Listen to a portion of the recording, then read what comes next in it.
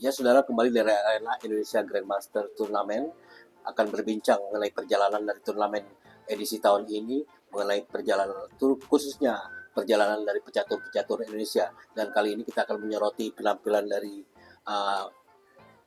Master FIDE Satria Duta Cahaya yang bermain di kategori Master Internasional. Dan saat ini kembali saya berjumpa dengan Bung Kris Setia Muslim, Ketua Bidang Pembinaan dan Prestasi PB Percasi, dan beliau akan mengulas dari penampilan pecatur Indonesia, khususnya Satria Duta yang merupakan salah satu pecatur masa depan Indonesia. Bung Kris, sampai hari ini setelah menyelesaikan babak kedua, Satria Duta masih on the track.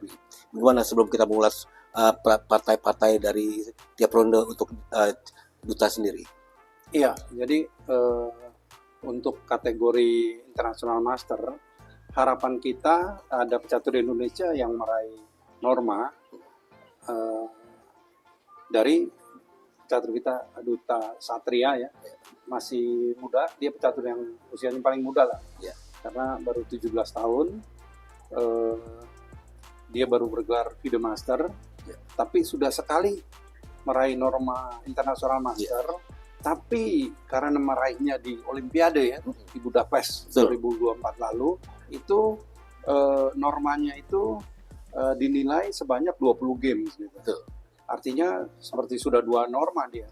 Jadi kalau di sini dia meraih norma International Master yang dibutuhkan sebanyak 7,5 poin, itu dia otomatis sudah langsung jadi Master International Indonesia berikutnya gitu. Karena itu artinya udah 3 norma. Ya. Karena yang sebelumnya di Olimpiade itu bobotnya 20 games gitu. Ya. Di sini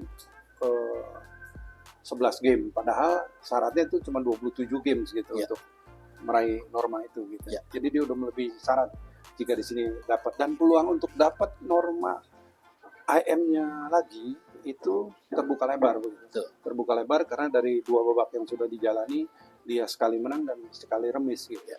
Dan menangnya juga di babak pertama dia menang melawan Women Grandmaster Janelle Fraina dari Filipina.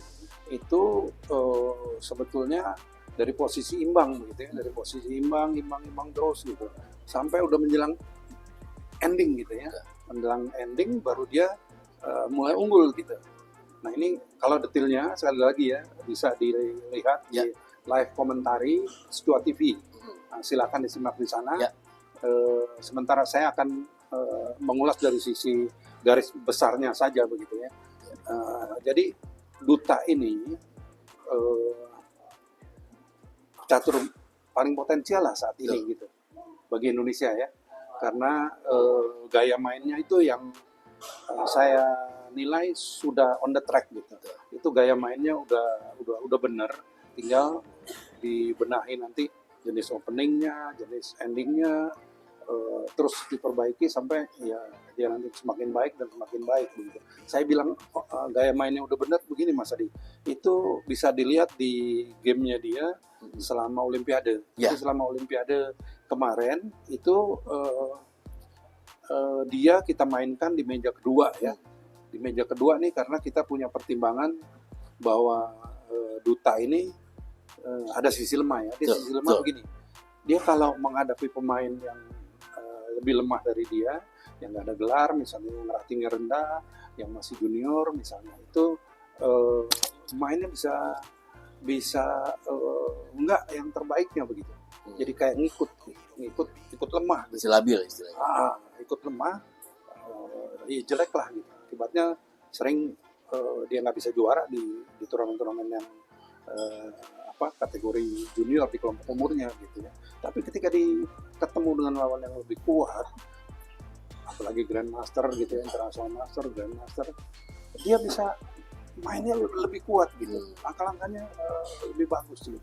Dan itu ditunjukkan selama Olimpiade berlangsung. Jadi dia satu-satunya pemain yang saya kebetulan kaptennya, jadi saya mainkan dia full waktu itu 11 babak dia full kita mainkan karena paling stabil gitu. Jadi papan satunya kan kita waktu itu menurunkan Andrean Susilo di Manta, itu dia kan alumni Dream Team pertama ya, dia sendiri tidak main full. Di babak pertama kita tidak mainkan, jadi dia hanya mainkan 10 babak, sementara Duta full gitu ya. Karena tadi dia stabil, makin tinggi lawannya makin bagus dia main gitu, dan mainnya udah bener gitu. Udah bener di sini dari dia setiap langkah tuh dia selalu mencari kemungkinan taktis yang bisa ada, itu benar-benar dia pikirin begitu, dan itu selalu ada. Nah ini kejadian lagi ketika melawan Women Grandmaster Janelle di babak pertama ini. Jadi dia mulai unggul di babak ending karena dia terus stabil gitu. Sementara Janelle di babak akhir dari tadinya posisi sedikit lebih baik, dia nggak menyangka gitu bahwa Duta masih stabil, bahkan lebih bagus lagi gitu. Jadi waktu bentengnya masuk ke baris satu ya, baris belakangnya Janelle, nah di situ mulai Duta unggulnya tipis, banyak taktisnya karena udah ending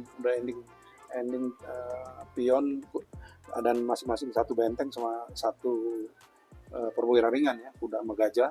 Jadi itu sebetulnya secara materi imbang, tapi Duta lebih menguasai inisiatif gitu. Dan dari menguasai inisiatif itu bisa sampai menang gitu. Menangnya di langkah 70 stabil gitu. Stabil setiap langkah, dia selalu enggak misalnya kualitas setiap langkahnya itu stabil gitu, cukup tinggi gitu, di level yang cukup tinggi, enggak naik turun gitu. Nah ini antara lain modal kemenangannya.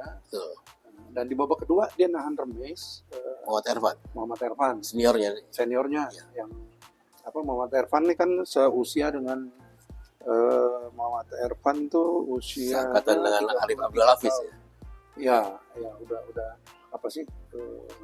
udah termasuk senior ya. Dan memang juga levelnya tinggi gitu, dia 2 kali ikut SEA Games, 2 kali dapat medali perak gitu ya. Jadi Duta bisa remisnya juga bukan remis